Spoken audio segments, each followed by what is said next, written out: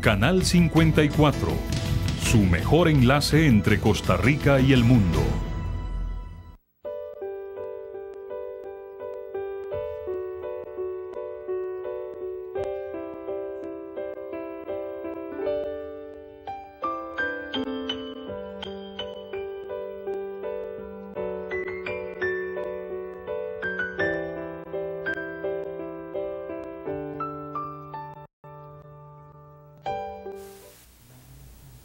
Muy buenas tardes, tengan todos ustedes bienvenidos una vez más a su programa La Red del Pescador, el Canal 54 en Teleplus, en la www.radiocere.net y en Canal 54 en el UHF. Para nosotros es un placer verdaderamente poder entrar a donde estén recibiendo esta señal en sus casas, trabajos, oficinas. Que Dios les bendiga enormemente en esta tarde. Cuento con la presencia hoy nuevamente de nuestra hermana Sara. Sarita, bienvenida nuevamente después de estas vacaciones. Estuviste fuera de San José, estuvo en San Isidro del General, en Pérez Celedón propiamente, Buenos Aires, estuviste allá por ese lado, estuviste donde hace poco también estuviste trabajando en una iglesia allá, y pues es una alegría ya contar con Sarita nuevamente dentro del programa. David. Sí, claro. Bueno, Sara, Gonzalo, buenos días a todas las personas que nos están viendo. Espero que este día, ¿verdad?, la enseñanza que vamos a seguir impartiendo sobre la reforma, que si Dios quiere, tal vez hasta la podamos terminar hoy, sea de gran bendición para todos. Correcto. Estos días atrás, nosotros hemos venido, David y Sarita, hemos venido con una serie de programas que yo creo que este es el cuarto o el quinto programa que hacemos, donde hemos tocado desde la Asociación Apostólica Romana, desde la sucesión de Pedro en la Iglesia Católica, hasta llegar a ver ciertos papas que vimos, ¿verdad? David explicó varios papas que fueron benefactores dentro del movimiento papal de la época, como otros que también fueron papas que afectaron verdaderamente el papado con cosas nocivas para la iglesia en ese momento. Luego de eso nos vinimos caminando hasta llegar al momento en que la Iglesia Católica prohíbe el estudio de la Biblia, y aparecen lo que nosotros pudimos llamar los primeros brotes de los héroes más recientes de la fe, donde aparece como John Hus, que muere martirizado en una hoguera. Vimos el caso de Wycliffe, ¿verdad?, también, que empieza a traducir la Biblia al inglés. Y todavía ese movimiento se mantiene hoy con misioneros que están traduciendo la Biblia a nivel mundial en todo lo que son las etnias, para todas las etnias que hacen falta. Nos vinimos con eso hasta llegar al punto de la reforma, y cuando llegamos al punto de la reforma llegamos al Papa León X, que fue el Papa número 217 en la Sucesión Apostólica Católica Romana, y pudimos informarles que este Papa no fue de un Papa, David, que analizamos en programas anteriores, que no fue un Papa muy bueno tampoco. Era un Papa que, como lo comentamos, era un papa que te daba muchos problemas. Se dice que tenía problemas de sexo dentro del Vaticano, había cosas de sexo dentro del Vaticano. Se dice que también él tenía una zona de 10 millas cuadradas donde hacía un coto de caza, invitaba a la gente a ir a cazar, y un día estoy leyendo dentro de los textos biográficos de él, dice que en estos cotos de caza él se iba de cacería con los amigos y con la gente más íntima, y si encontraba a alguien dentro de los terrenos de los cotos de caza, algún pobre, alguna cuestión cazando, le cortaba las manos y los pies, y cogía a sus hijos como esclavos. Se dicen muchas cosas, se dicen muchas cosas, y en ese momento llegamos y vemos que este Papa León X nace el 11 de diciembre de 1475 y muere en el año de 1521. Su nombre era Giovanni de Lorenzo de Meredi, que era una gran familia ahí, y este Papa es electo por votos. Este Papa se fue electo por votos porque el Papa anterior prohíbe que se compraran los votos, que hubiesen sobornos dentro del Vaticano, que se daba mucho, se compraban los votos para el papado. Y este papa tuvo una ascendencia rapidísima dentro de lo que fue el Vaticano, porque imagínate que este papa a los 13 años de edad ya estaba nombrado dentro del colegio cardenalicio, ya era cardenal. Y ya a los 38 años de edad, también este papa ya era nombrado papa. Este hombre tiene unas frases que lo tacharon de muy hereje. Controversiales. Muy controversiales, sí, claro.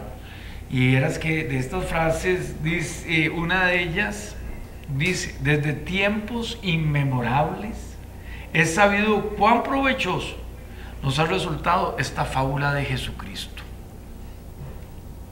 Así lo dijo. Cuán provechoso. Cuán provechoso. Me imagino que en lo material. En todo aspecto, ¿verdad? Porque recordemos que el Vaticano en ese momento estaba en un proceso de que se gastaban plata, era un desorden, ¿verdad? Prueba de eso fue lo que hablamos también nosotros del Papa Juan Pablo II. Ahora, antes de morir, pidió perdón por todos los pecados cometidos por la Iglesia Católica atrás, ¿verdad? Y todos estos papas. Y después otra de las frases que dijo este Papa León X fue: puesto que Dios nos ha dado el papado, disfrutémoslo, dijo él. Fue otra de sus frases, ¿verdad? Entonces, contra este papa se dispara la reforma, y la reforma tenemos que verla desde el punto de vista de que Lutero sale con 95 tesis que colocan en la puerta del Palacio de Wittenberg, en la catedral. Pero ¿con qué finalidad? Era para reformar la iglesia, era un llamado de atención para la Iglesia Católica. Claro. No era un llamado para entrar en contra de la Iglesia Católica. Ni dividirla. Ni dividirla correctamente. Y nosotros explicamos, David, la vez pasada, que era católica. Hablamos de lo que fue ex cátedra también. Y hablamos también de que la Iglesia Católica, la palabra católico viene del griego católicos, que se usaba mucho por parte de los filósofos en la antigüedad, muchísimo tiempo antes de las cuestiones bíblicas, y que después fue tomada por Ignacio. Y la primera carta que se dirige a una iglesia dice: la iglesia, donde está Jesucristo, está la Iglesia Católica. Sí, la Iglesia Universal. Porque recordamos que nosotros explicamos que la Iglesia Católica era la Iglesia Universal, aquella iglesia que recogía en ese momento a todas las personas que habían llegado al cristianismo. Pero se viene el problema con este papa, y entonces recordando todo lo que hizo Lutero en un pequeño recuento, porque quiero refrescarle a la gente estos aspectos. Martín Lutero nace el 10 de noviembre en Eisleben, en Sajonia, y desde muy temprano él se ve beneficiado y hace estudios en Magdeburgo, y después pasa a la Universidad de Erfurt, donde hace otros estudios y obtiene en 1501 el título de filósofo, doctor en filosofía. Pero su papá, recordemos la historia de Lutero, su papá no quería que Lutero fuera abogado, que estudiara leyes. Pero una vez que venía en un viaje Lutero, cayó un rayo y casi lo mata. Y entonces él decide ingresar a los monjes agustinos en el año de 1505. Y un año después se ordena sacerdote y empieza y regresa a Erfurt para estudiar teología. En 1515, ya después de haber estudiado teología, en 1512, el 21 de octubre de 1512, él recibe un doctorado en la Facultad de Teología y lo nombran también doctor en Biblia. Entonces vemos que, como hemos analizado, casi todos los reformadores son personas muy, pero muy estudiadas, personas con mucho estudio. Y en 1515 ya lo nombran vicario y le ponen a cargo 11 monasterios. Pero ¿qué sucede? Él tiene que viajar a Roma. Y cuando llega a Roma, y él en esa austeridad, y esos monasterios en austeridad, David y Sarita, Y él llega a Roma y ve ese despelote, como decimos nosotros, ve ese desorden. Él regresa completamente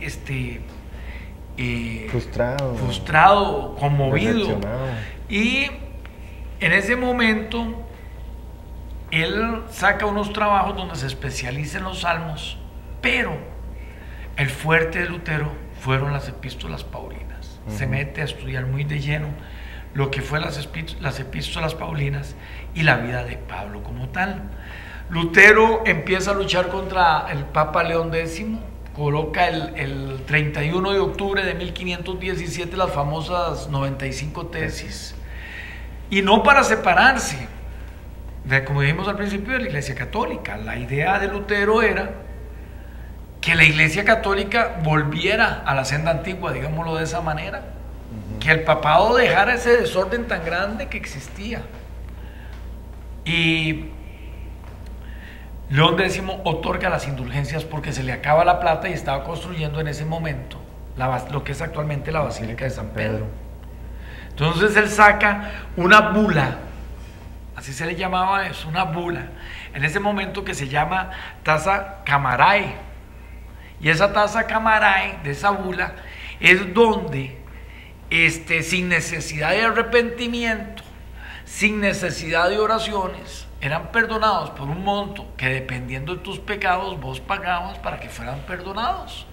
Estuvieses muerto, pues estuvieses vivo.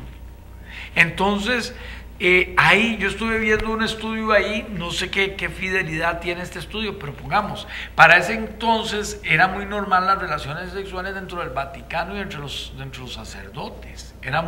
Había, el clero estaba muy corrupto en ese entonces.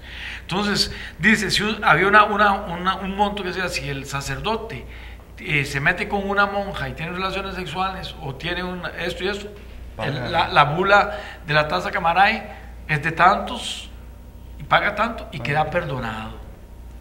Entonces te perdonaban por robos, te perdonaban por abortar, te perdonaban por homicidios. Entonces, dentro de eso se levanta Lutero.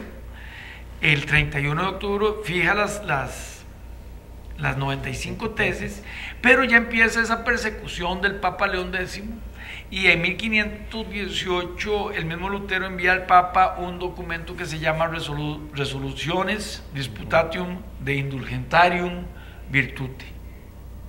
Y en este documento que manda Lutero llega y le dice al Papa: bueno, yo estoy sometido a tu autoridad, pero tú tienes que cambiar. Tú tienes que cambiar. Y el Papa le dice que no. Entonces el Papa lo cita a Roma. Pero el Lutero tan inteligentemente le dice: no, yo no voy a Roma. Y Lutero se defiende en Habsburgo contra unos cardenales que envía el Papa de Roma a Habsburgo.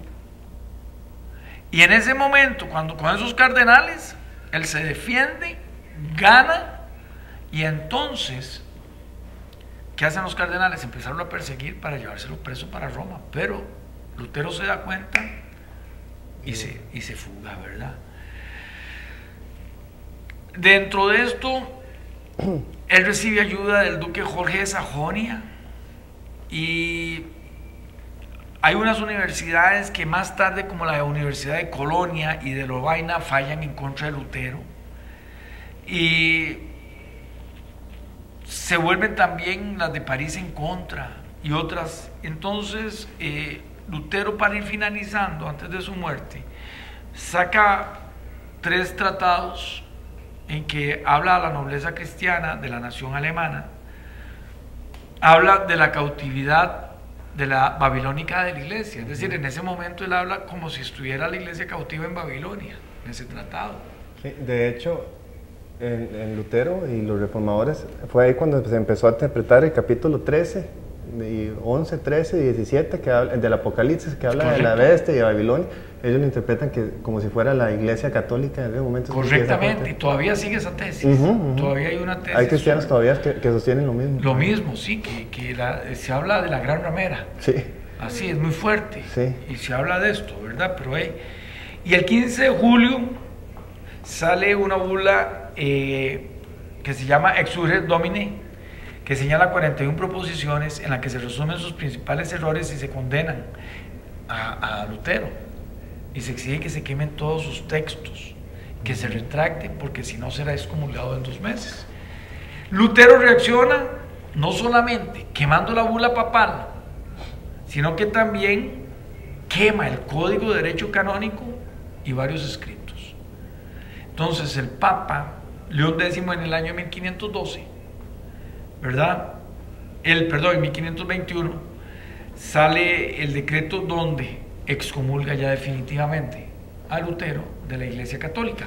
Pero nosotros lo que tenemos que ver es que Lutero quería la reforma de la Iglesia, quería reformar la Iglesia Católica. Y algo que me impresiona a mí, y que estuvimos viendo la semana pasada, porque ahora vamos a dar un pequeño resumen de Juan Calvino,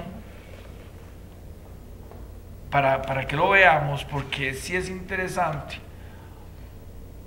es Zwinglio, Ulrico Zwinglio, porque Ulrico Zwinglio nace, empieza la reforma, casi que igual que Lutero, y nunca se comunicaron, nunca se hablaron, nunca tuvieron relación, y las mismas postulaciones casi que Lutero las hacía Zwinglio, y Lutero en Alemania, y hablamos que Zwinglio en Suiza.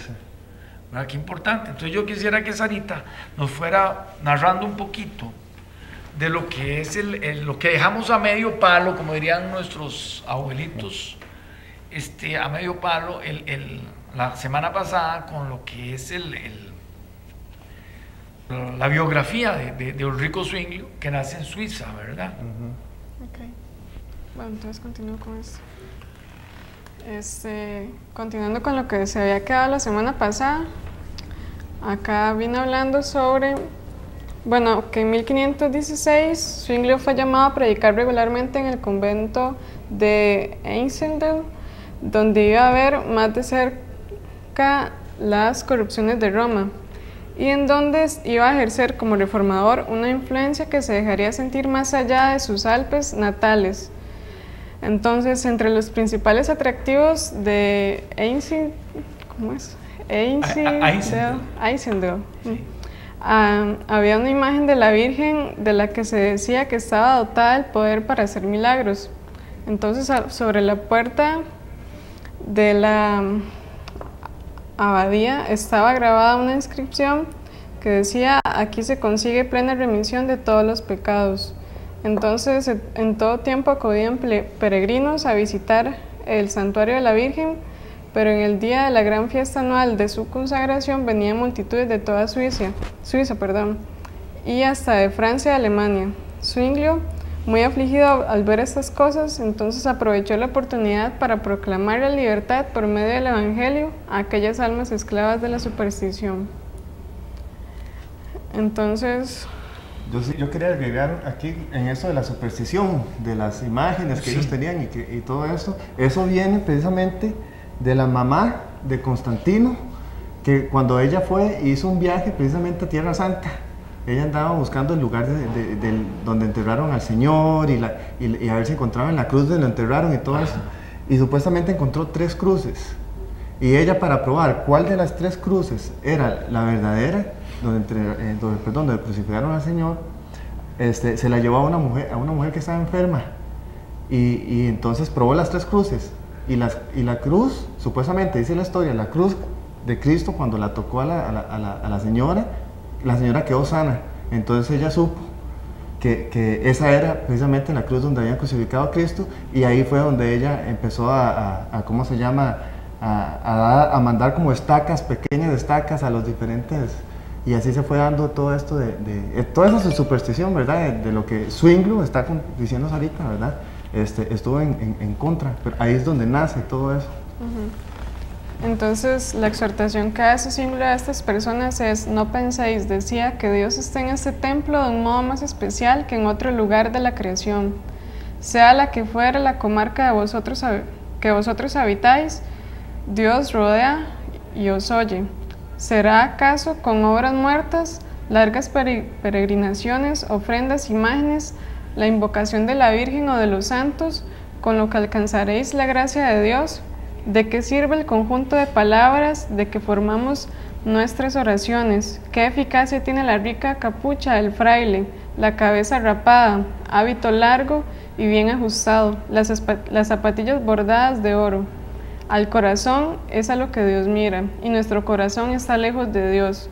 Cristo, añadía, que se ofreció una vez en la cruz, en la hostia, es la hostia y la víctima que satisfizo eternamente a Dios por los pecados de todos los fieles. Y ahí lo que está leyendo Sarita, qué interesante Sarita, porque, perdón, lo comentábamos anteriormente, y podemos ver que de esto, él estaba dentro de la Iglesia Católica y ya estaba hablando como reformador, ¿verdad?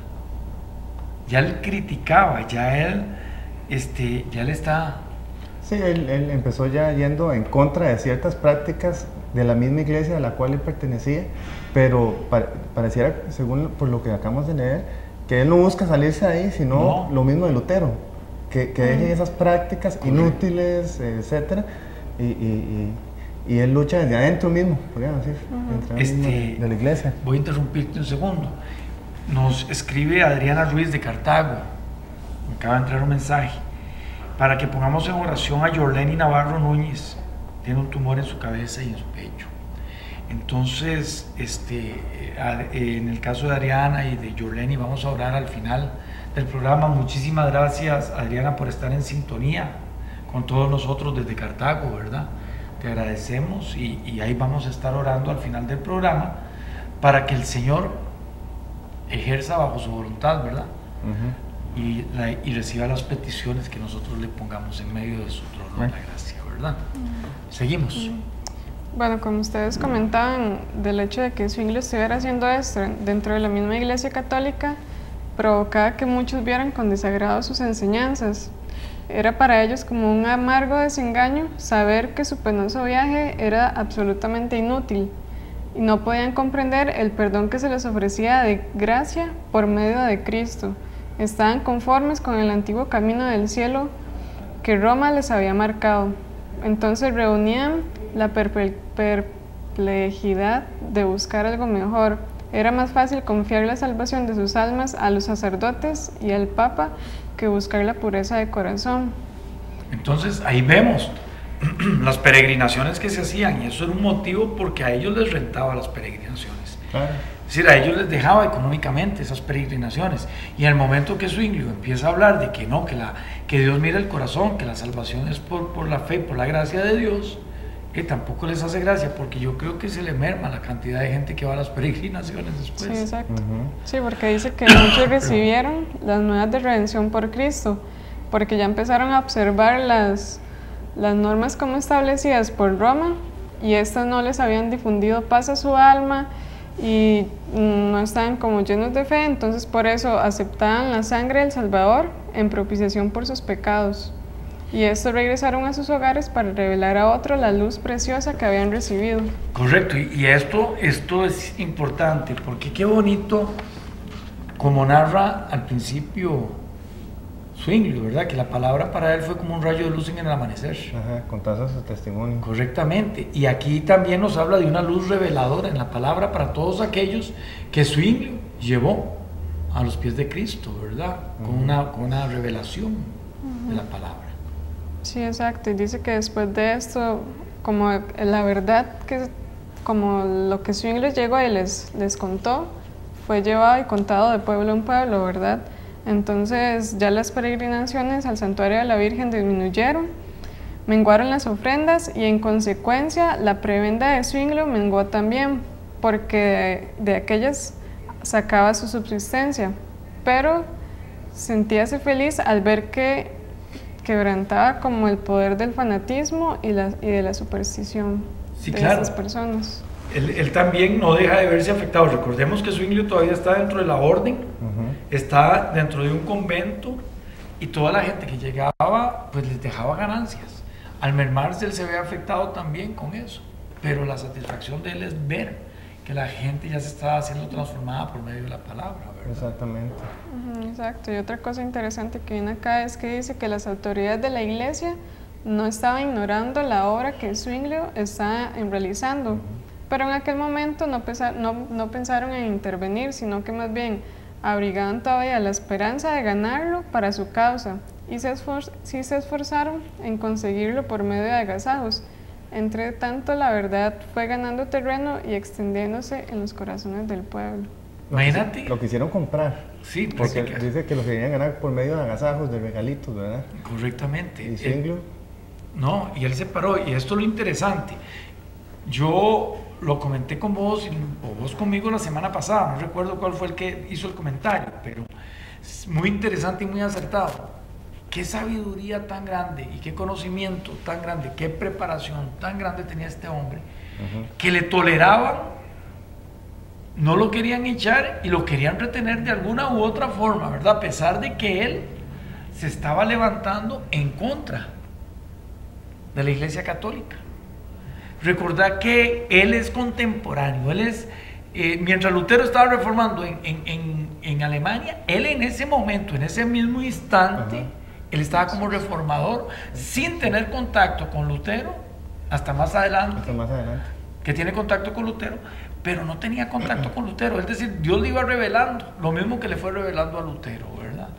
Yo siento que tenemos que ir a comercial y ya estamos con todos ustedes, con esta interesante biografía que nos está narrando Sarita y seguirla comentando. Así es. Becky.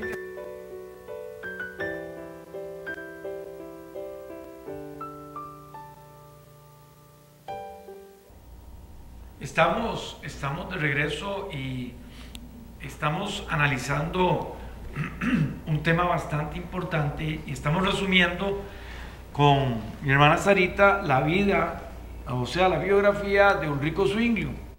Yo quisiera que continuáramos porque está muy interesante, muy enriquecedora esta biografía, muy impactante.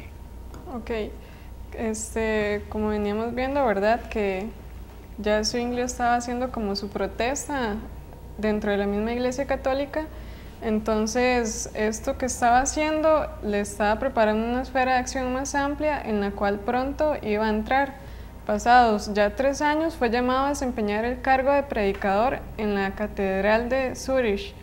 Esta ciudad en aquel entonces la más importante de la Confederación Suiza, y la influencia que el predicador pudiera ejercer en ella debía tener un radio más extenso, pero los eclesiásticos que le habían llamado a Zúrich, deseosos de evitar sus innovaciones, procedieron a darle instrucciones acerca de sus deberes. Entonces las instrucciones que le dieron fue: pondréis todo vuestro cuidado, le dijeron, en recaudar las rentas del cabildo, sin descuidar siquiera las de menor cuantía. Exhortaréis a los fieles ya desde el púlpito, ya en el confesionario, a que paguen los censos y los diezmos, y a que muestren con sus ofrendas cuánto aman a la iglesia.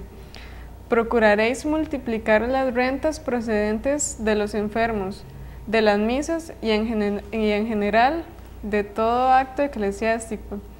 Respecto a la administración de los sacramentos, a la predicación y a la vigilancia requerida para apacentar la grey, son también deberes del cura párroco. No obstante, podéis descargaros de esta última parte de vuestro ministerio, tomando un vicario sustituto, sobre todo para la predicación. Vos no debéis administrar los sacramentos, sino a los más notables, y solo después que os lo hayan pedido, os está prohibido administrarlos sin distinción de personas. Perdón. Correcto, entonces aquí vemos cómo él, ya llegando a Zúrich, que era el punto de partida, es decir, donde estaba lo más grande en Suiza, él llega, pero llega condicionado. Le dicen: usted tiene que cobrar rentas, usted tiene que ministrar a ciertas personas. Es decir, ahí lo limitan completamente el accionar de él. Es decir, tiene que recaudar fondos para la propia iglesia, ¿verdad? Entonces él tiene que cobrar. Nos narra Sarita ahí, ¿verdad? Y qué interesante, porque nombra diezmos. La Iglesia Católica cobraba diezmos, no sé si ahora sigue cobrando diezmos, pero en ese momento, por lo que dice ahí, cobraba diezmos. Y eran varios. Sí. Porque está en plural, ¿verdad? Sí. Exacto, entonces la contestación de Zwinglio ante esto fue, bueno, oyó en silencio estas explicaciones y en contestación, después de haber expresado su gratitud por el honor que le habían conferido al haberle llamado a tan importante puesto, procedió a explicar el plan de trabajo que se había propuesto adoptar. Entonces dijo: la vida de Jesús ha estado demasiado tiempo oculta al pueblo. Me propongo a predicar sobre todo el Evangelio según Mateo, ciñéndome a la fuente de la Sagrada Escritura, escudriñándola y comparándola con ella misma, buscando su inteligencia por medio de ardientes y constantes oraciones, a la gloria de Dios, a la alabanza de su Hijo único, a la pura salvación de las almas y a su instrucción en la verdadera fe. Es a lo que consagraré mi ministerio.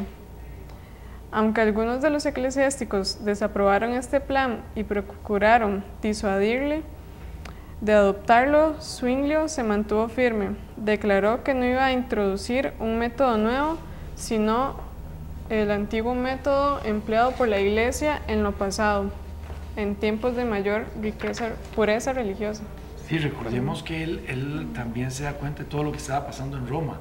Y más adelante vamos a ver cómo llegan, ya viene cerquita, el momento en que llegan las indulgencias también a Suiza, por medio de otro monje, que no fue Tetzel, porque Tetzel es en Alemania. En Alemania. Correctamente. Que tiene un nombre precisamente de uno de los jueces bíblicos. Bíblicos, ¿verdad? Correcto. Yo veo que, no sé si lo captan igual que yo, pero a mí me parece que ellos se olvidaron de predicar la Biblia, ¿verdad? De predicar de Cristo, y empezaron a predicar como está la iglesia hoy protestante, hoy en día. Solo dinero, solo prosperidad y cosas así para que la gente dé y dé. Me parece que...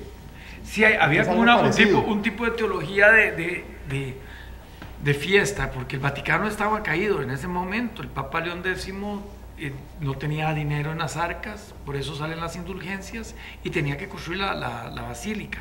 Se dice que él hacía unas fiestas tremendas. Es más, el sucesor de este Papa fue un hermano ilegítimo de él, un hermano que sucede el papado. Él tiene un montón de hijos ilegítimos también, este Papa, que los casa con las familias más nobles para ir amarrando las fortunas, ¿verdad? Es interesante, por eso. Entonces, igual, todo este comentario que hizo Zwinglio después despertó interés en ciertos predicadores. Dice: ya se había despertado el interés de los que escuchaban las verdades que él enseñaba, y el pueblo se reunía en gran número al oír la predicación. Muchos que desde hace tiempo habían dejado de asistir a los oficios se hallaban ahora entre sus oyentes. Inició Zwinglio su ministerio abriendo los evangelios y leyendo y explicando a sus oyentes la inspirada narración de la vida, doctrina y muerte de Cristo. En Zúrich, ¿es? En Zúrich. Como en Einsiedeln, presentó la palabra de Dios como la única autoridad infalible y expuso la muerte de Cristo como el solo sacrificio completo. Es a Jesucristo, dijo, a quien deseo conduciros, a Jesucristo, verdadero manantial de salud. En torno del predicador se reunían multitudes de personas de todas las clases sociales, desde los estadistas y los estudiantes, hasta los artesanos y los campesinos. Escuchaban sus palabras con el más profundo interés. Él no proclamaba tan solo el ofrecimiento de una salvación gratuita, sino que denunciaba sin temor los males y las corrupciones de la época. Muchos regresaban de la catedral dando danzas a Dios. Decían, es un predicador de verdad. Él será nuestro Moisés para sacarnos de las tinieblas de Egipto. Me acaba de entrar otro mensaje de doña Milce. Dice: pastor, orar por Sergio es creyente, pero está pasando momentos difíciles por mi familia. Y me le da un muy buenos saludos a Sarita, que llegó. Bendiciones. Muchísimas gracias, doña Milce, que nos estás viendo.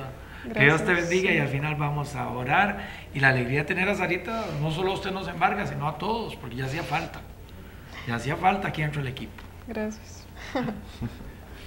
Ok, bueno, continuando acá dice, pero por más que al principio fuera su obra acogida con entusiasmo, vino al fin la oposición. Los frailes se propusieron estorbar su obra y condenar sus enseñanzas. Muchos la atacaron con burlas y sátiras, otros le lanzaron insolencias y amenazas, pero Zwinglio todo lo soportaba con paciencia, diciendo: si queremos convertir a Jesucristo a los malos, es menester cerrar los ojos a muchas cosas. ¿Qué frase? A mí me impacta esa frase. Si queremos convertir a Jesucristo a los malos, es menester nuestro cerrar los ojos a muchas cosas. Y es cierto, tenemos que hacerlo para llegar con muchos hombres a los pies de Jesucristo que no están dentro del camino, ¿verdad? Sí. Entonces, a veces se ponen muchos paradigmas con esta gente. Yo no sé, pero a veces yo vengo caminando aquí en San José y cuando veo una persona tirada en la calle, yo siento lástima. Y muchas veces hemos visto que la gente se hace a un lado. Y eso hay que hacer caso obvio, que el Señor pagó por su muerte en la cruz el mismo precio por él que por mí. ¿Quién les va a llevar el Evangelio? ¿Quién los va a restaurar? ¿Quién los va a llevar a los pies de Cristo? Es decir, si esa gente, hay que cerrar los ojos a cualquier cosa por llevar a esa gente a los pies de Cristo, ¿verdad? Ok, entonces por aquel tiempo un nuevo agente vino a dar impulso a la obra de la Reforma. Un amigo de esta mandó a Zúrich a un tal Luciano que llevaba consigo varios escritos de Lutero. Este amigo, residente de Basilea, había pensado que la venta de estos libros serían un poderoso auxiliar para la difusión de la luz.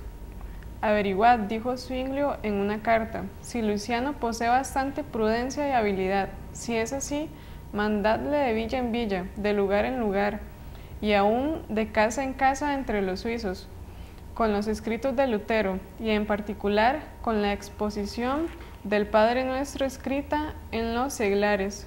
Cuanto más conocidos sean, tanto más compradores habrán. De este modo se esparcieron los rayos de luz. Ve qué interesante, ya llega por medio de este hombre que viene con los escritos de Lutero y llega a Suiza.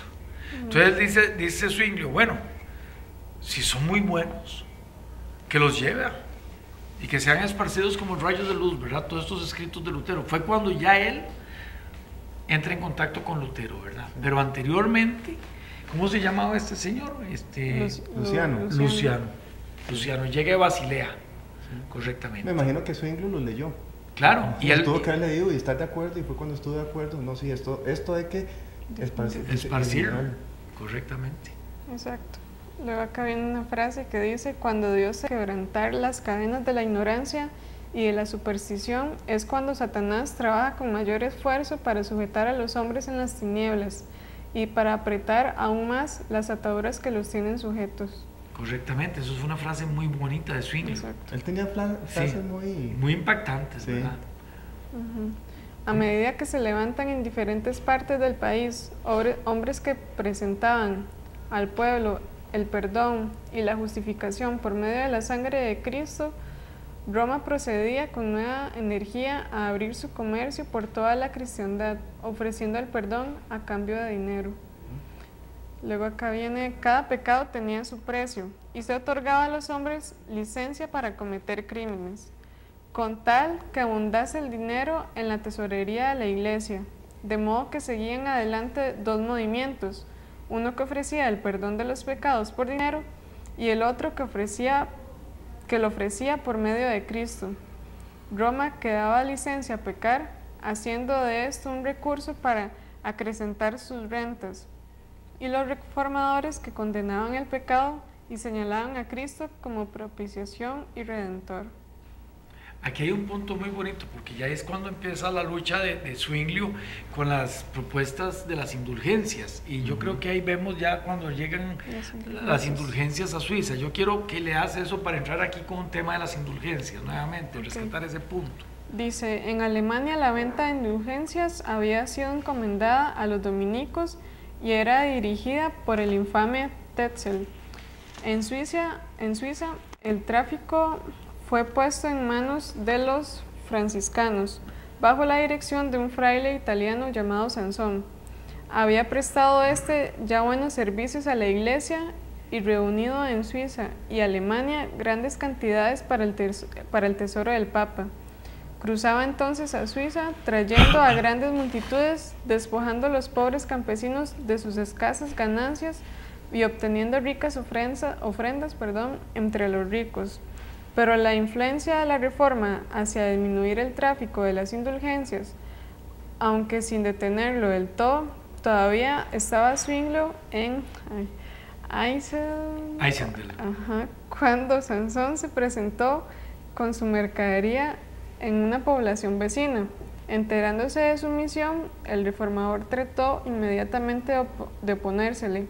No se encontraron frente a frente, pero fue tan completo el éxito de Zwinglio al exponer las pretensiones del fraile que éste se vio obligado a dejar aquel lugar y tomar otro rumbo. Vea qué interesante esto. Ok, vamos a rescatar algunas cosas de lo que se llama la tasa Camarae.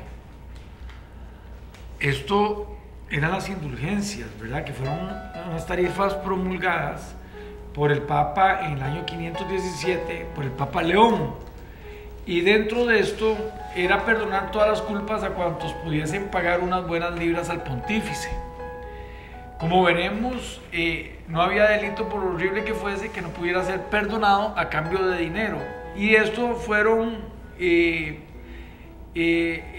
más o menos 30 artículos, 35 artículos que competían a esa tasa Camarae.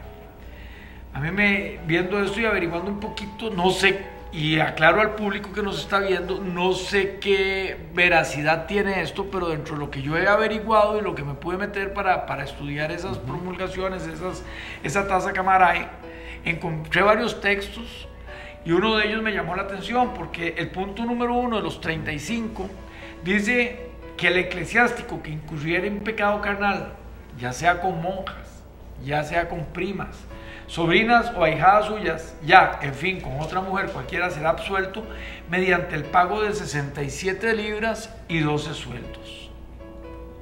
Ese es el primer artículo. El artículo 2 dice, si el eclesiástico, además del pecado de fornicación, pidiese ser absuelto del pecado contra natura o de bestialidad, deberá pagar 219 libras y 15 sueldos. Mas si solo hubiese cometido pecado contra natura, contra niños o con bestias, y no con mujer, solamente pagará 131 libras y 15 sueldos. El sacerdote que desflorare a una virgen pagará 2 libras y 8 sueldos. Así decía. Esto, en lo que les digo que esto lo recopilé, y no sé si es verdad, pero de varios textos, ¿verdad?, que busqué.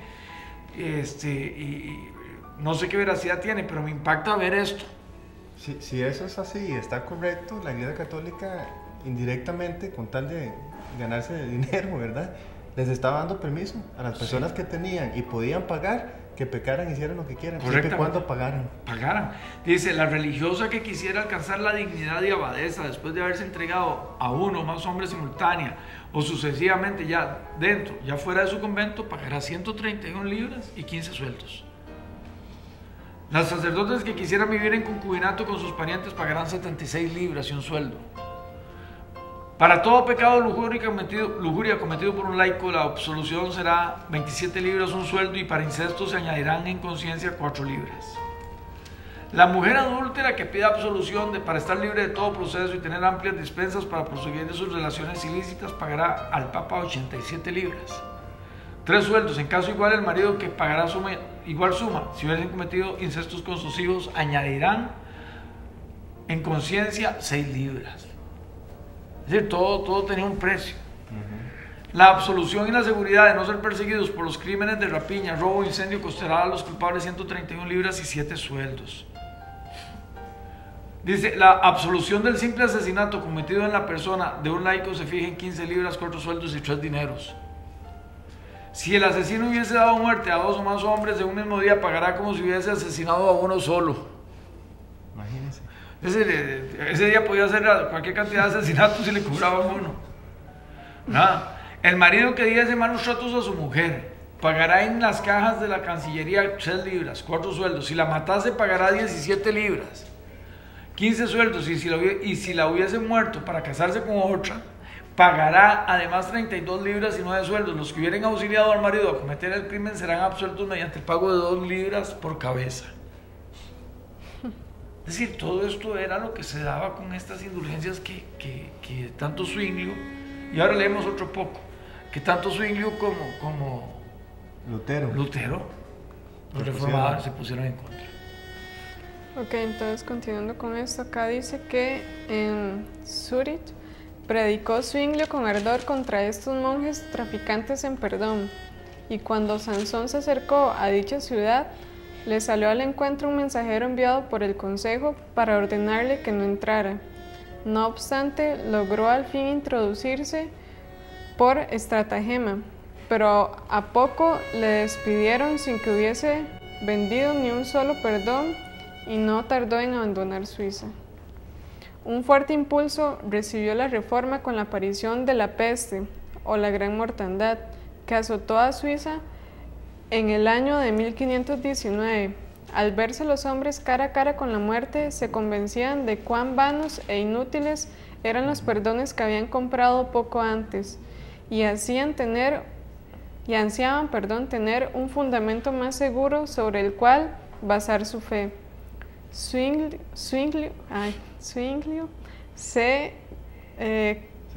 se contagió en Zúrich, Sí. y se agravó de tal modo que se perdió toda esperanza de salvarse, y circuló por muchos lugares el rumor de que él había muerto.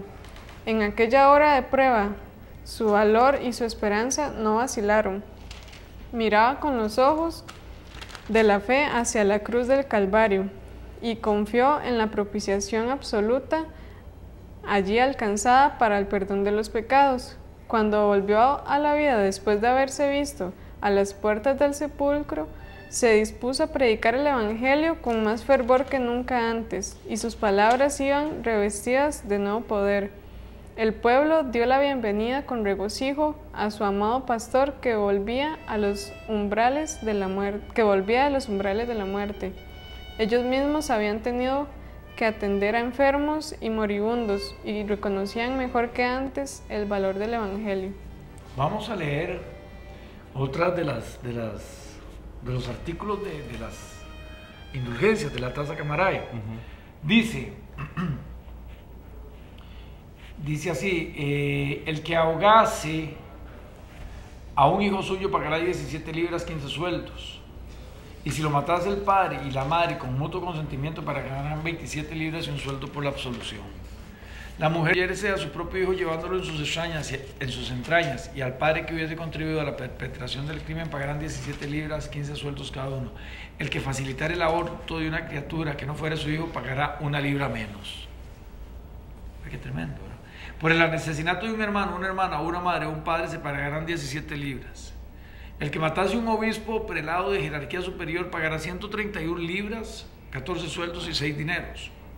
Si el matador hubiese dado muerte a muchos sacerdotes en varias ocasiones, pagará 137 libras, 6 sueldos por el primer asesinato y la mitad por los siguientes. Estaban permitiendo que la gente matara. Sí. El obispo o abad que cometiese homicidio por emboscada, por accidente, por necesidad, pagará para alcanzar la absolución 179 libras. El que por anticipado quisiera comprar la absolución de todo homicidio accidental que pudiera cometer en lo venidero pagará 168 libras. Es decir, usted podía comprar la absolución antes de cometer pecado o homicidio, ¿verdad? El hereje que se convirtiese pagará por su absolución 269 libras. El hijo del hereje quemado o ahorcado o ajusticiado o en otra forma cualquiera no podrá rehabilitarse sino mediante el pago de 218 libras, 16 sueldos y 9 dineros. Eso era lo que costaba por un muerto, ¿verdad? Por un hereje que hubiera sido ahorcado o quemado.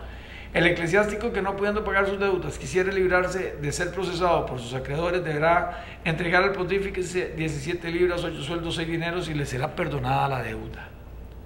La licencia para poner puestos de venta de varios géneros bajo el pórtico de las iglesias será concedida mediante el pago de 45 libras, 19 sueldos y 3 dineros. El delito de contrabando y defraudación de los derechos del príncipe contará con 87 libras y 3 dineros.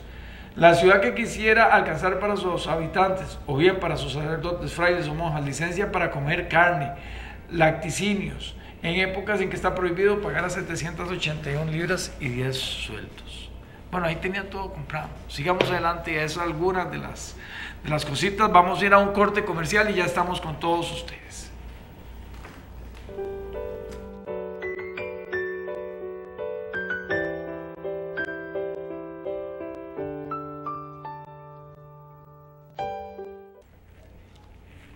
Estamos de vuelta y estamos finalizando ya casi la biografía de Ulrico Zwinglio.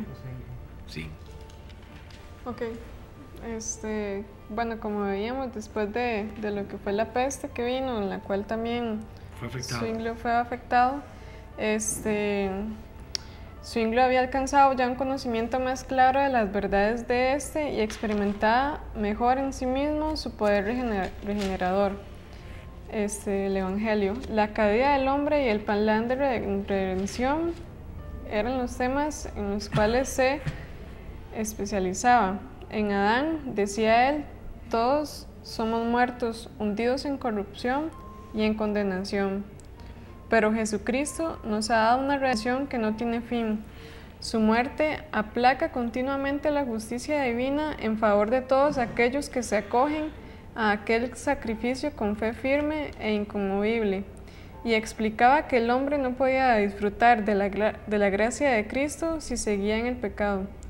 Donde se cree en Dios, allí está Dios, y donde está Dios existe un celo que induce a obrar bien.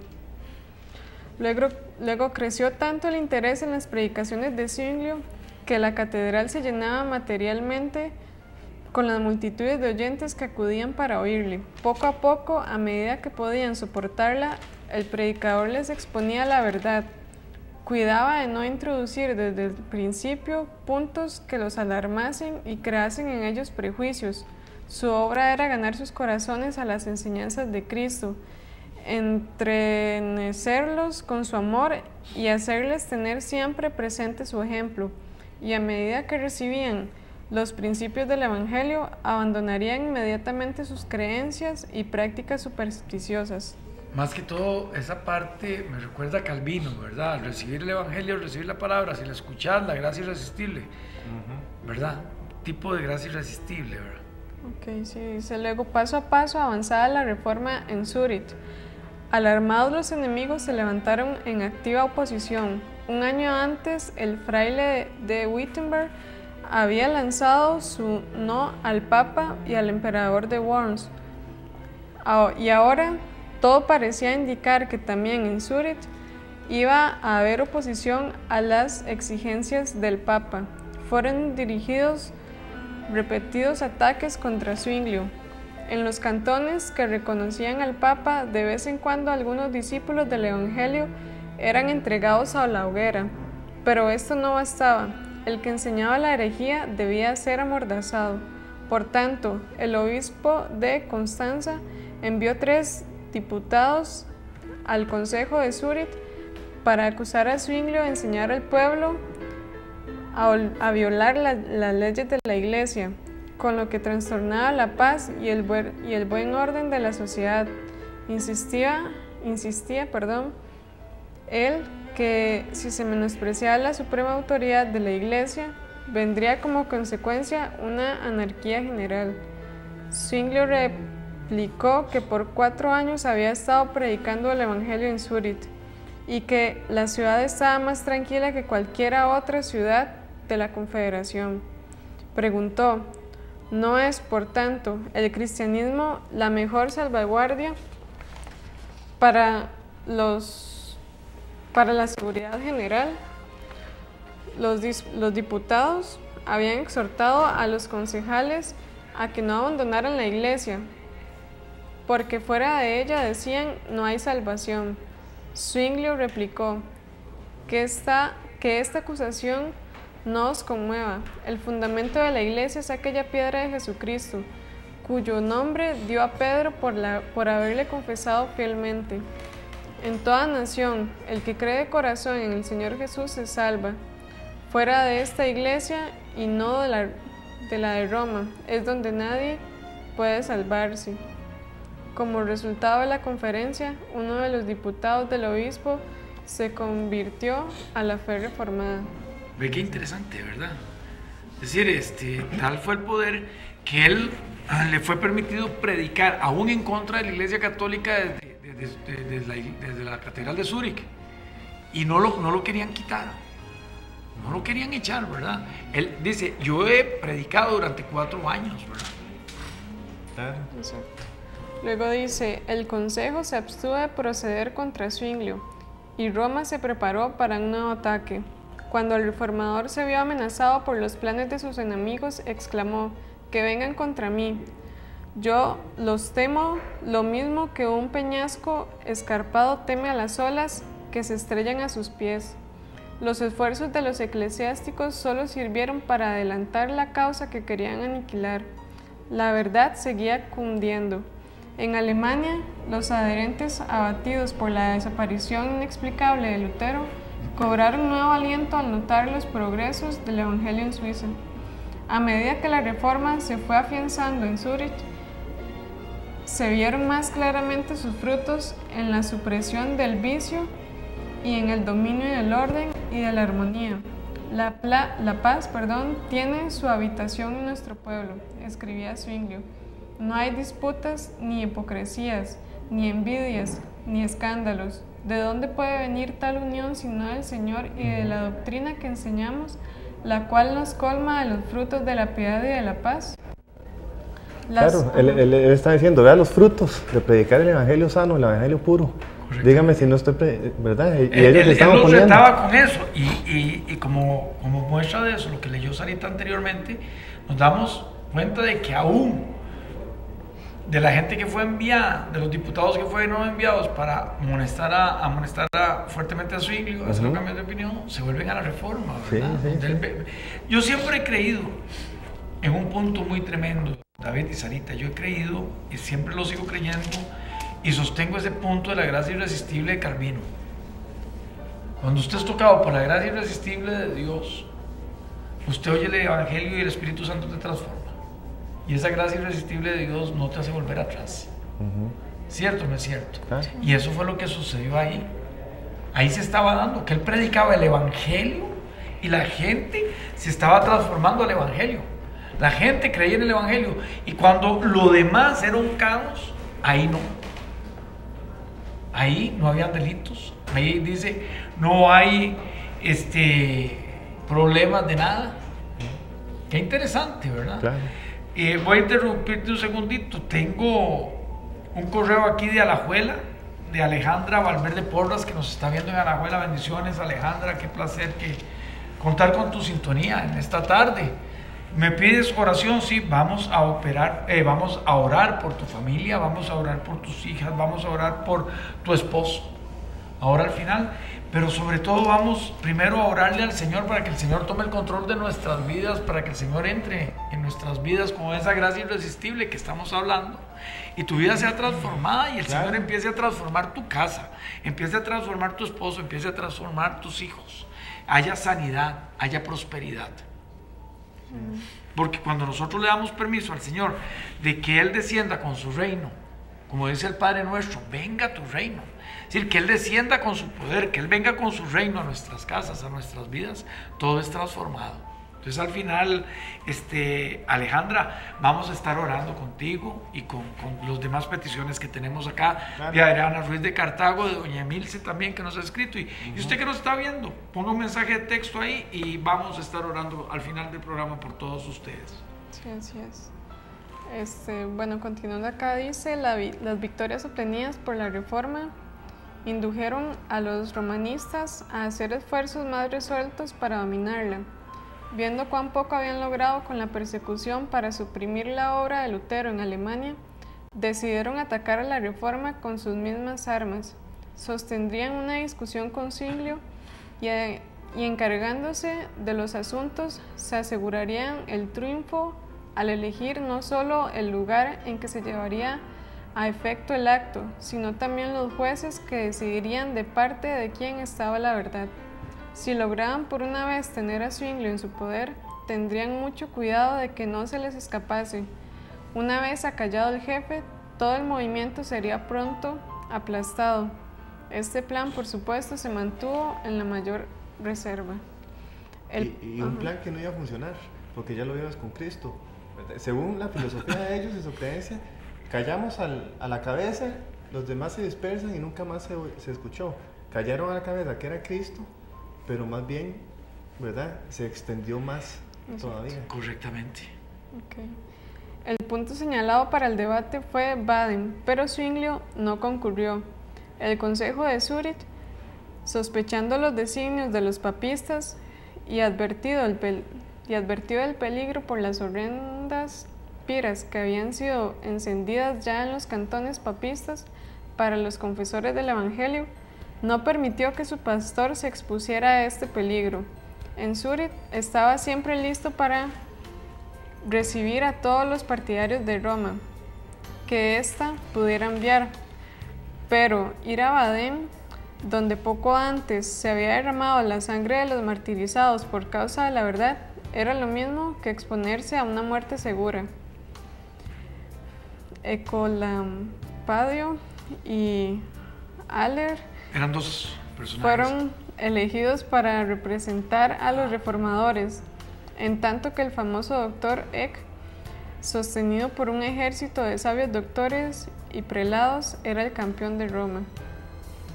Aunque Zwinglio no estaba presente en aquella conferencia, ejerció su influencia en ella. Los secretarios todos fueron elegidos por los papistas y a todos los demás se les prohibió que sacasen apuntes, so pena de muerte. A pesar de esto, Zwinglio recibía cada día un relato fiel de cuanto se decía en Baden. Su estudiante que asistía al debate escribía todas las tardes cuántos argumentos habían sido presentados, y otros 2 estudiantes se encargaban de llevar a Zwinglio estos papeles, juntamente con las cartas de Ecolampadio. El reformador contestaba dando consejos y proponiendo ideas.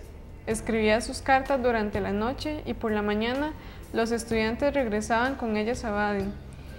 Para burlar la vigilancia de la guardia en las puertas de la ciudad, estos mensajeros llevaban a la cabeza sendos canastos con aves de corral, de modo que se les dejara entrar sin inconveniente alguno. Así sostuvo Zwinglio la batalla contra sus astutos antagonistas. Ha trabajado más, decía Miconius, meditando y desvelándose y transmitiendo su opinión a Baden, de los que hubiera hecho disputado en medio de sus enemigos, Los romanistas, engreídos con el triunfo que esperaban por anticipado, habían llegado a Baden luciendo sus más ricas vestiduras y brillantes joyas. Se regalaban a cuerpo de rey, cubrían sus mesas con las viandas más preciadas y delicadas y con los vinos más selectos. Aliviaban la carga de sus obligaciones eclesiásticas con baqueteos y regocijos. Los reformadores presentaban un pronunciado contraste y el pueblo los miraba casi como una compañía de pordioseros, cuyas comidas frugales los tenían muy poco frente a la mesa. El mesonero de Ecolampadio, que tenía ocasión de espiarlo en su habitación, le veía siempre ocupado en el estudio o en la oración y declaró admirado que el hereje era muy piadoso. En la conferencia, Eck subía orgullosamente a un púlpito soberbiamente decorado, en tanto que el humilde Ecolampadio, pobremente vestido, estaba obligado a sentarse frente a su adversario en tosca plataforma. La voz estendorea de aquel y la seguridad de que se sentía poseído nunca le abandonaron. Su celo era estimulado tanto por la esperanza del oro como por la de la fama, porque el defensor de la fe iba a ser recompensado con una hermosa cantidad. A falta de mejores argumentos, recorría a insultos y aún blasfemias. Ecolampadio, modesto y desconfiado de sí mismo, había rehuido del combate y entró en él con esta solemne declaración: No reconozco otra norma de juicio que la palabra de Dios. Si bien el carácter manso y de modales corteses demostró capacidad y entereza, en tanto que los romanistas, según su costumbre, apelaban a las tradiciones de la Iglesia, el reformador se adhería firmemente a las Escrituras. En nuestra Suiza, dijo, las tradiciones carecen de fuerza a no ser que estén de acuerdo con la Constitución y en asuntos de fe. La Biblia es nuestra única Constitución. El contraste entre ambos contendientes no dejó de tener su efecto. La serena e inteligente argumentación del reformador, el cual se expresaba con tan noble mansedumbre y modestia, impresionó a los que veían con desagrado las orgullosas pretensiones de Eck. El debate se prolongó durante 18 días. Al terminarlo, los papistas cantaron victoria con gran confianza, y la Dieta declaró vencidos a los reformadores y todos ellos, con Zwinglio, su jefe, separados de la Iglesia. Pero los resultados de esta conferencia revelaron de qué parte estuvo el triunfo. El debate tuvo por consecuencia un gran impulso para la causa protestante, y no mucho después las importantes ciudades de Berna y Basilea se declararon en favor de la reforma.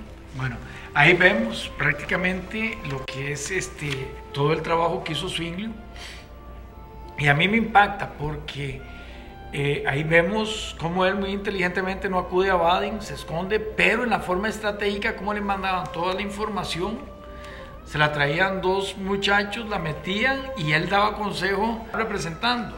Y después, supuestamente, entre comillas, el Papa dice que tienen la victoria, pero no es así porque todo Suiza se transforma y se transforman las demás ciudades al punto de la reforma. Dentro de los puntos importantes, dice, él acuñaba Juan 5:39, escudriñad las Escrituras, ya que pensáis tener en ellas vida eterna, ellas son las que dan testimonio de mí. Se basaba en Zwinglio. Hechos 17:11, estos fueron más nobles que los de Tesalónica, pues recibieron la palabra de todo corazón y la examinaban cada día las Escrituras, para ver si estas cosas eran así. Ven los puntos de Zwinglio. Dice, dichoso el que lee las palabras de esta profecía, y dichosos los que la oyen y la guardan, lo que está escrito en ella, porque el tiempo se acerca. Apocalipsis 1:3. Abre mis ojos para que pueda ver las maravillas de tu ley. Todo tiene que ver con la Escritura. Correctamente. Todos estos puntos y otro más que Ulrico Zwinglio pues sostuvo con su reforma, ¿verdad? Impactante que durante tantísimo tiempo estuviera dentro y no lo hubieran sacado casi que hasta el puro final, ¿verdad? En el debate de Baden.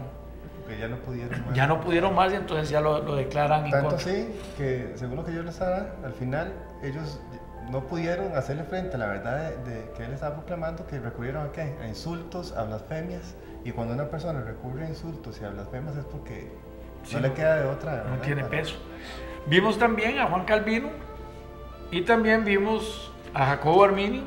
Analizamos los 5 puntos del calvinismo, del calvinismo, y los 5 puntos del arminianismo. Vimos dentro de estos puntos también lo que fue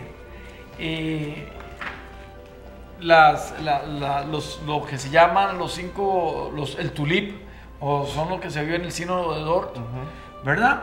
Y ahí damos por concluido parte de lo que son los 4 reformadores más importantes. Hay muchos más, pero los más notorios dentro de la reforma fueron, entonces, repasando, Lutero, Calvino, Jacobo Arminio y Ulrico Zwinglio en Suiza.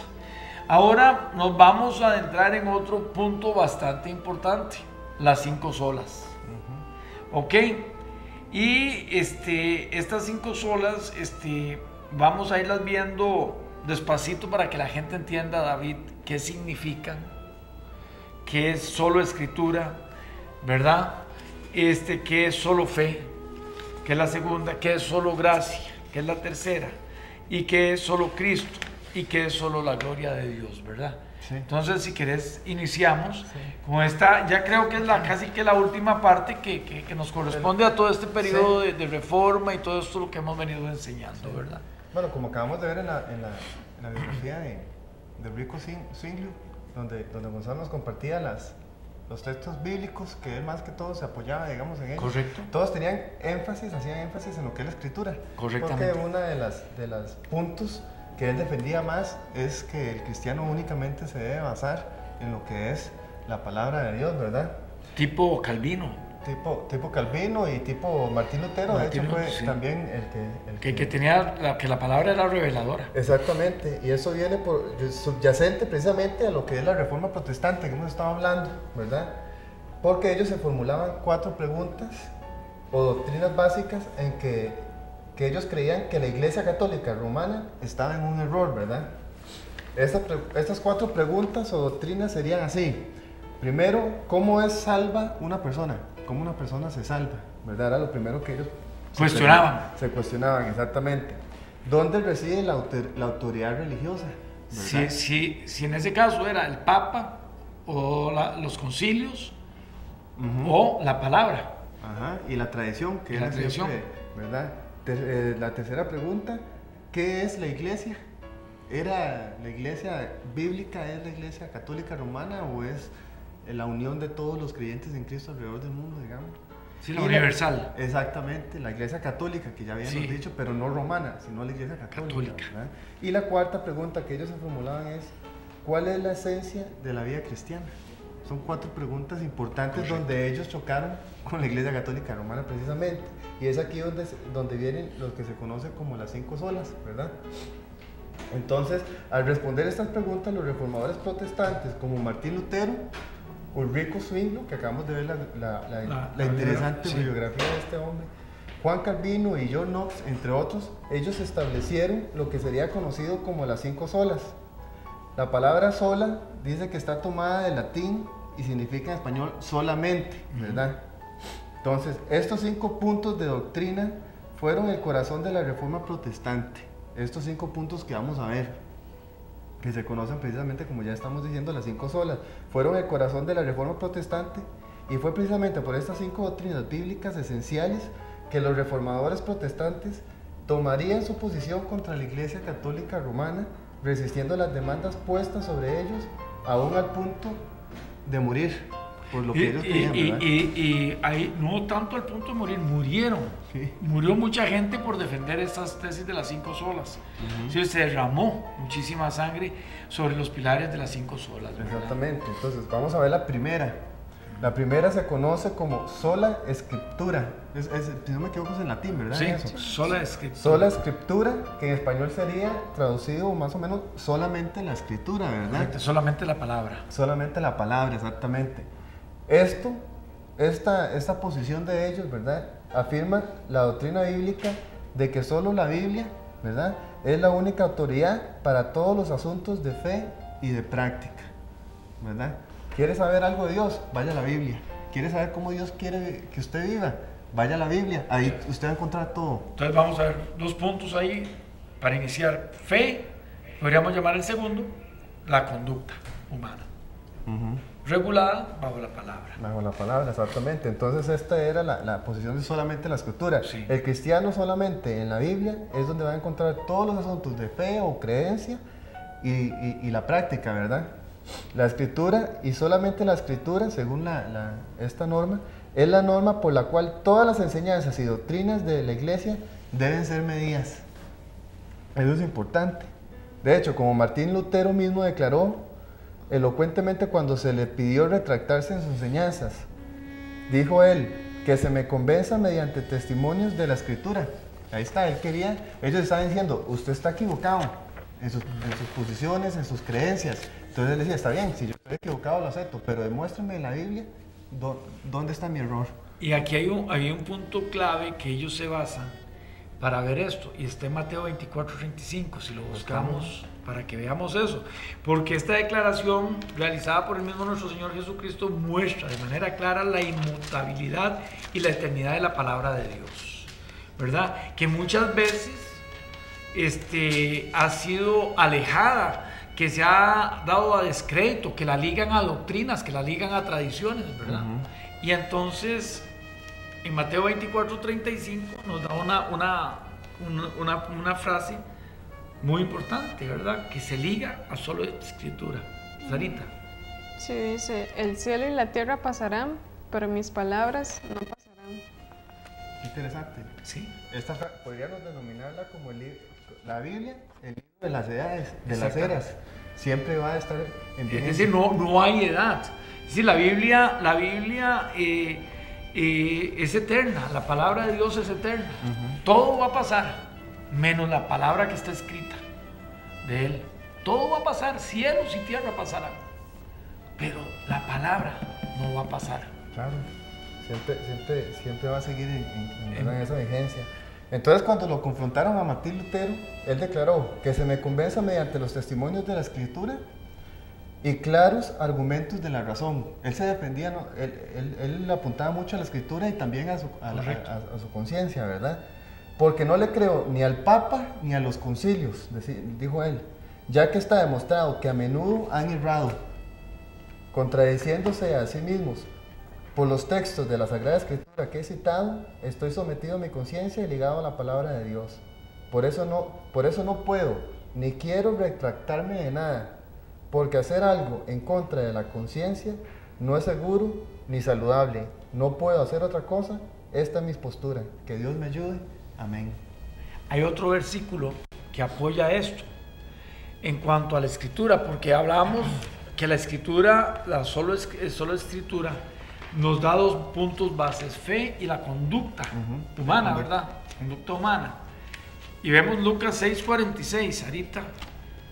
Lucas 6:46. Dice, ¿por qué me llamáis Señor, Señor, y no hacéis lo que yo digo? Correctamente, ¿verdad?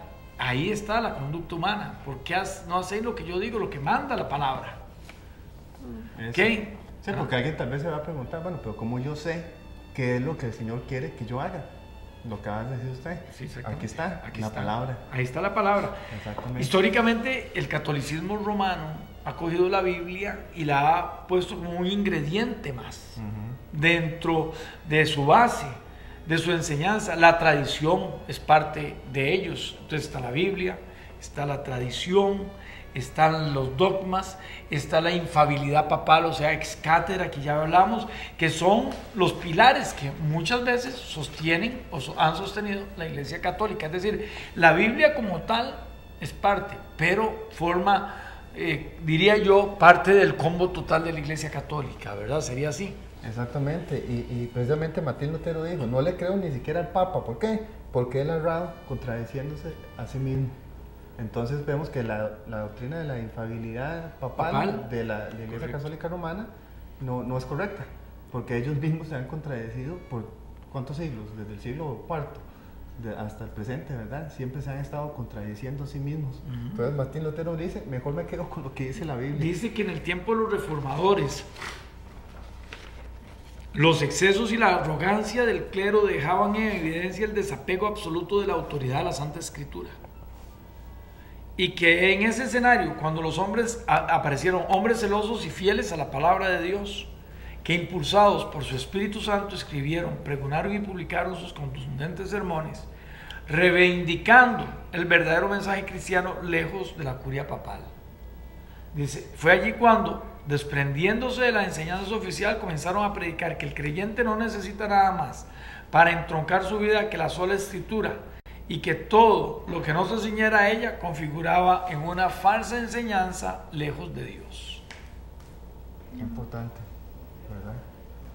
Luego, pero vamos a ver, como lo vimos en la comparación del calvinismo con el arminianismo, el punto 1 es donde nacen los demás puntos. Donde ligan. Exactamente. Sí, es que desde la Biblia tiene que derivarse todo. Exactamente. No podemos incluirle nada. Tenemos que desprender de ella. Exactamente, y lo mismo pasa aquí con las cinco posiciones, ¿verdad? El primer punto y fundamental es la Biblia, es la única base fuente que yo tengo, ¿verdad? Y cuando usted estudia la Biblia, se va a dar cuenta de los otros 4 puntos que vamos a tocar. El segundo punto sería sola gracia, sería entonces salvación solamente por gracia. Correcto. ¿Dónde encontramos esta doctrina? En la Biblia. Entonces, si usted no sostiene el punto 1 de soles, que usted no puede sostener este punto de solamente la salvación solamente por la gracia, ¿verdad? Sí, aquí este punto de la gracia es interesantísimo, porque hay un versículo que quiero que lo apliquemos ahí, que defiende este punto, y lo vamos a ver después de que retornemos de este corte comercial.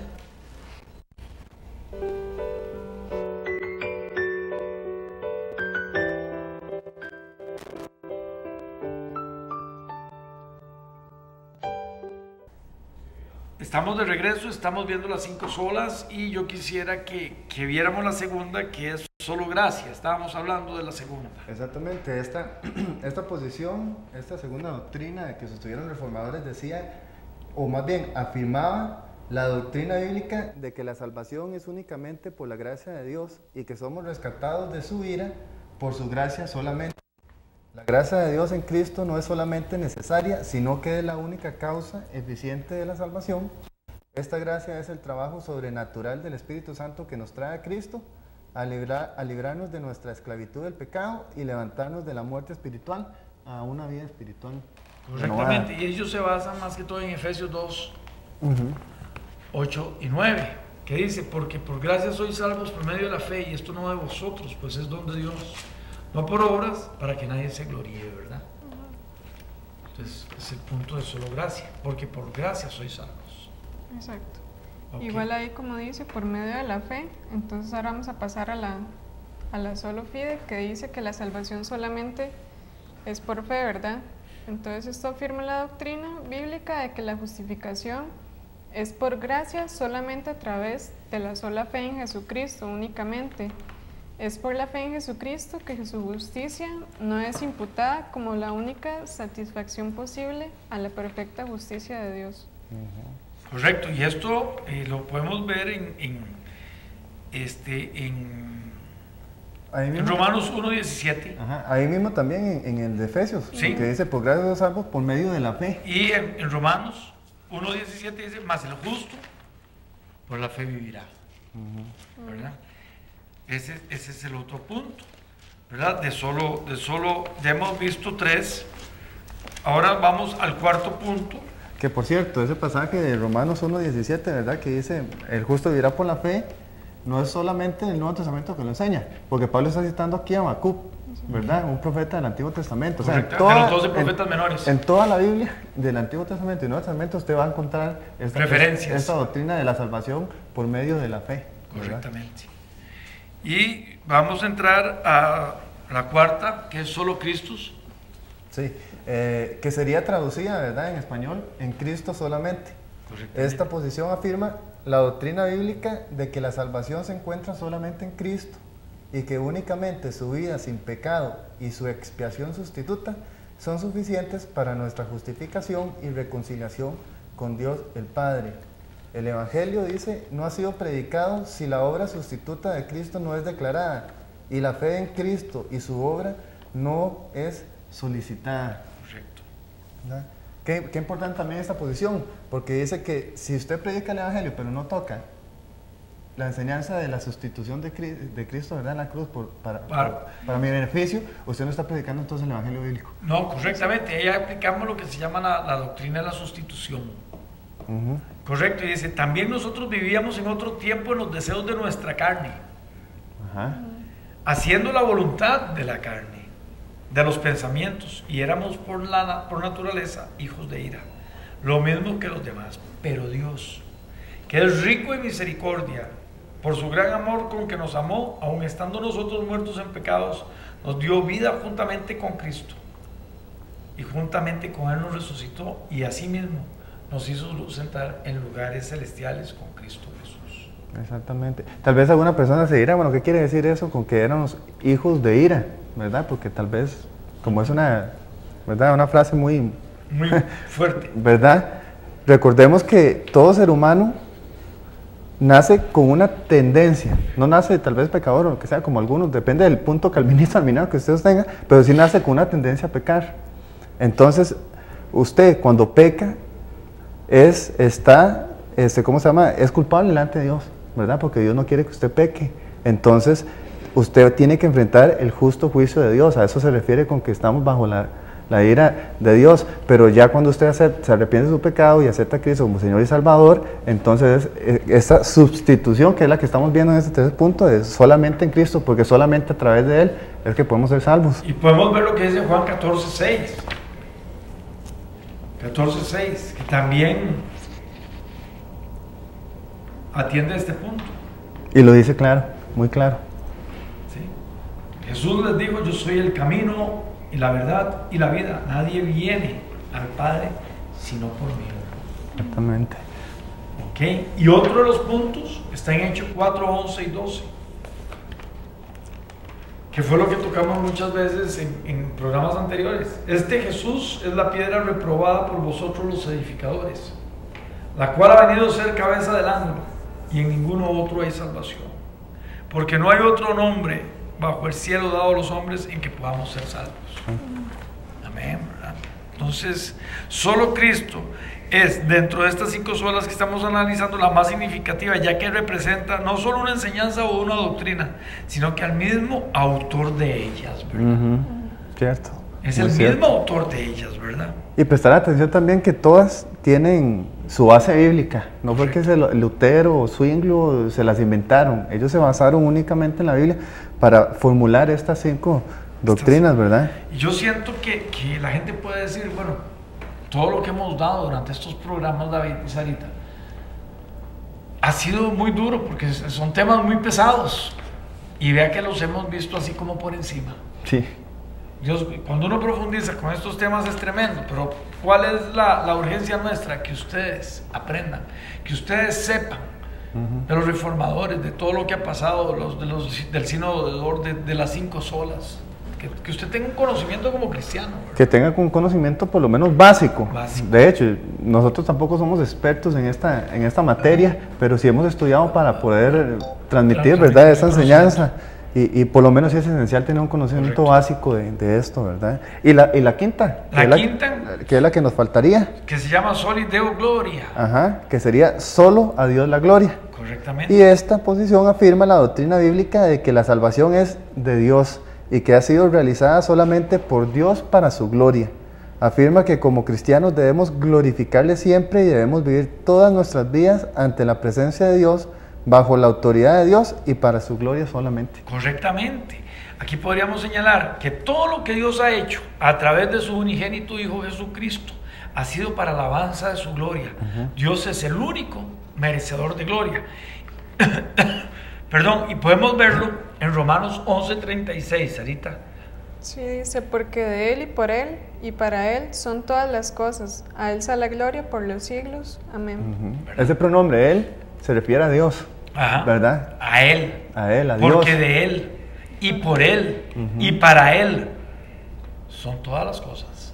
Todo ese pronombre 3 veces. Sí. Todo es para Él. Ajá.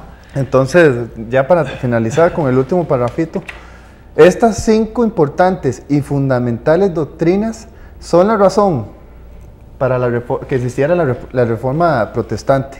Ellas son el corazón en donde la Iglesia Católica Romana se equivocó en su doctrina y el por qué la reforma protestante fue necesaria, porque fue necesaria, sí, ¿verdad?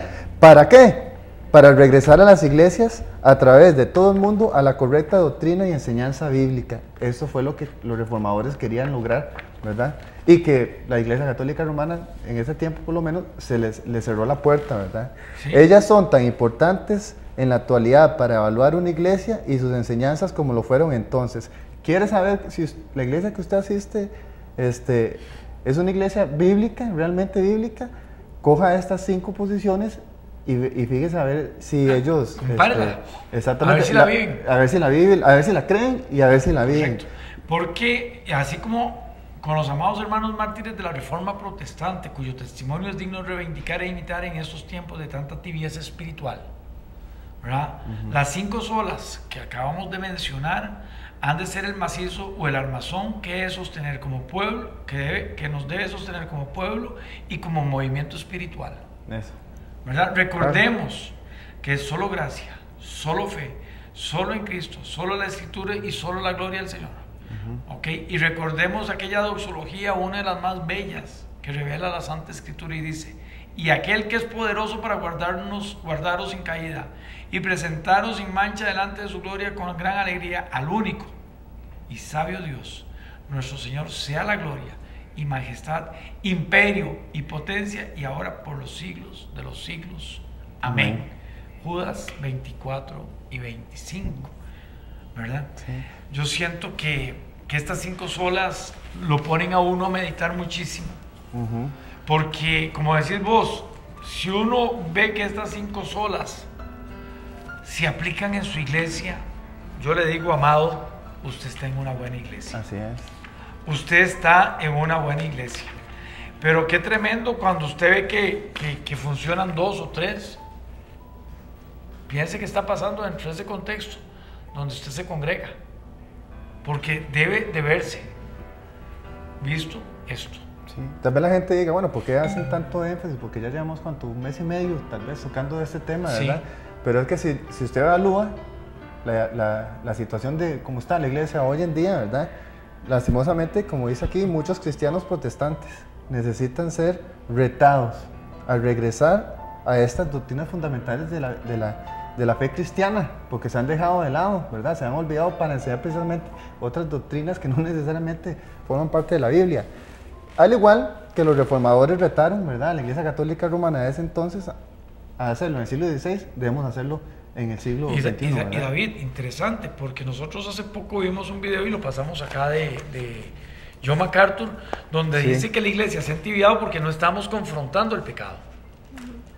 Y nosotros no confrontamos verdaderamente el pecado dentro de nuestras iglesias, entonces estamos tolerando el pecado dentro de nuestras iglesias. Y muchas veces oímos un mensaje que se adecúa, no a Dios, sino se adecúa a la congregación y lo que la congregación quiere oír. Y no es la escritura en sí que se debe predicar. Tenemos que orar por una muy buena exégesis en las predicaciones del Evangelio, con una exégesis y una hermenéutica aplicable al contexto actual, sin olvidar para qué fue escrita, a confrontar ahora. Y todo eso uno se da cuenta cuando escucha las oraciones de los cristianos hoy en día, que son más que todo peticiones. Dame esto, ayúdame en esto, en lugar de ser oraciones de agradecimiento. Señor, gracias por darme la salvación, gracias por permitirme vivir un día más de vida, gracias por permitirme tener vista para poder leer tu palabra, etcétera, ¿me entiendes? Así deberían ser las oraciones. Que nosotros tenemos que aprender, y yo digo aprender en una cosa, David y Sarita, a orar en alabanza y dejar de ser pedigüeños. Porque el mismo Evangelio nos enseña que Él conoce los deseos más profundos que hay en nuestro corazón. Si Él conoce nuestras debilidades, Él conoce nuestros deseos, nuestros anhelos.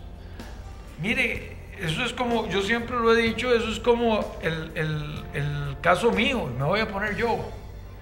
Cuando llega mi nieto a la casa, mi nieto viene corriendo y se me tira encima, Tito, y se me guinda y besos y abrazos. Ahorita lo conoces, a Sebas. Y después me empieza a decir cuánto me ama. Tito, te amo. Tito, te he extrañado. Y después de que me ha dicho todo eso y que yo me siento flotando en una nube, me dice, Tito, vamos a la pulpe. Pero así es el Señor. Dios tiene las pulperías abiertas para nuestros deseos, pero tú tienes que empezar a creerle a Él y amarlo a Él profundamente. ¿Y cómo se ama el Señor? Con fe, como lo dice acá. Metiéndonos en la escritura, como dice acá. Dándole la alabanza solo a Él, como dice acá. Teniendo la gracia de Él en nuestras vidas, porque cuando tú tienes la gracia para ser rescatados de la muerte a la vida, es el mismo poder que operó en la muerte y la resurrección del Señor que opera en nosotros. Entonces hay tantas cosas tan maravillosas en estos 5 puntos, que lo que tú puedes hacer es sentarte en los brazos de papá, creyendo que esto está activado en tu vida. Y tú decirle, papi, te amo, te quiero. Y entrar en una alabanza y una adoración y después decirle, papi, vamos a la pulpería porque estoy necesitando esto. Y el Señor, con ese amor que no es humano, que no es el amor filial, sino ese amor ágape, te va a conceder los deseos de tu corazón. ¿Verdad? Es donde Él va a conceder. Yo quisiera que oráramos oráramos, porque es importante. Hemos recibido muchos mensajes el día de hoy. Hemos recibido muchos mensajes y dentro de esos aquí tengo una petición de orar por la familia Arias Valverde, por el trabajo del esposo, que para sustento, comida para 4 niños y una niñita de 4 años que está recién operada, que nos escribe Alejandra Valverde Porras desde Alajuela. Queremos orar también por Adriana Ruiz, por su embarazo, por Andrea Arroyo Solano. Queremos orar por Yoleni Navarro Núñez, que tiene un tumor. Queremos orar también por doña Emilce, y queremos orar por Sergio, que dice doña Emilce. Entonces, yo quisiera primero guiarlos a una oración de fe. ¿Por qué? Porque nosotros debemos aceptar a nuestro Señor como nuestro Señor y Salvador, para que Él entre en nuestras vidas y Él empiece a operar ese cambio que tanto necesitamos. Muchos de nosotros necesitamos también, y yo digo muchos, reconciliarnos, porque muchas veces hemos fallamos día a día, y dentro de eso nosotros necesitamos una reconciliación con el Señor.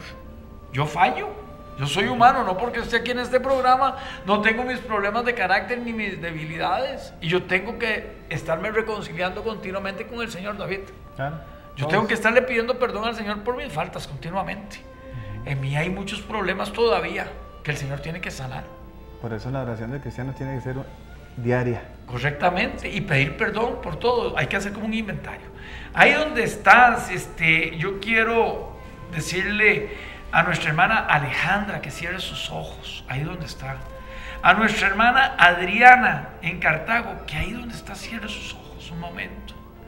A mi hermana Emilce, y a todos aquellos que nos están viendo, que quieran recibir al Señor como su Señor y Salvador por primera vez.